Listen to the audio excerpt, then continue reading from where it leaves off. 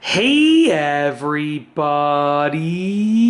I'm here today to show you and tell you how to tilt a Kitchenaid stand mixer easily. This will be a full tutorial, but also an easy tutorial, so let's get right into the video.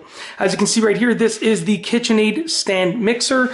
This is specifically the tilt model, and it's the artisan model. I got this for my wife about 2 years ago, and we absolutely love it. We use it all the time. It's a fantastic thing to have in the kitchen. I cannot recommend this highly enough. Let me tell you, it's amazing. Anyways, let's get right into the video. They haven't sponsored this video. I'm not associated with KitcheNaid. I just absolutely love this thing. So let's get right into the video. I'm sorry, let me also say this. Before this, I actually used my mother-in-law's. I would go and borrow my mother-in-law's, and I absolutely loved it. So we ended up getting our own, and I got the artisan model with the tilt feature. So absolutely love it. So how do you tilt it? Well, it's actually fairly simple. When you're looking at the KitcheNaid stand mixer, you're going to look at the right side. Now, there are certain KitcheNaid stand mixers that raise and lower the bowl, right? So they won't have the tilt feature. They raise and lower the bowl. This is one that has the tilt feature, okay? You want to make sure if you're looking at this one, you have enough clearance underneath your cabinets for the tilt feature, or else you're going to have to move it out. So I measured and I had enough clearance to tilt it up underneath the cabinets, between the countertop and the bottom of the upper cabinets, and it was good to go.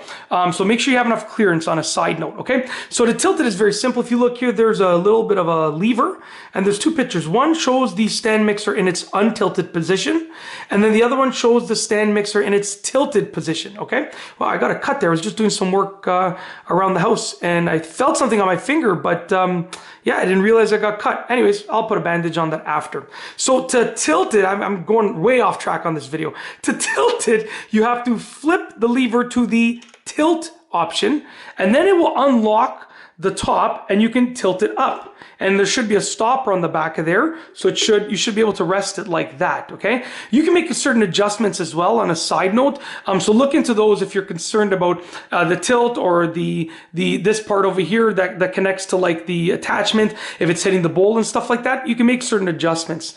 I had to make some adjustments, and it works fantastically after I made the adjustments to the way that I want them to be. When you're ready to not tilt it anymore, you bring it back down, and then when you slide this lever to that part, which shows the non-tilted picture, it is going to be locked in place, okay? Should be locked in place, okay? Once again, you want to tilt it, you unlock the tilt feature, and then you can tilt it, just like that. You want to bring it back to its regular position, you bring it back down, then you slide the lever like that so that it's locked in the untilted position.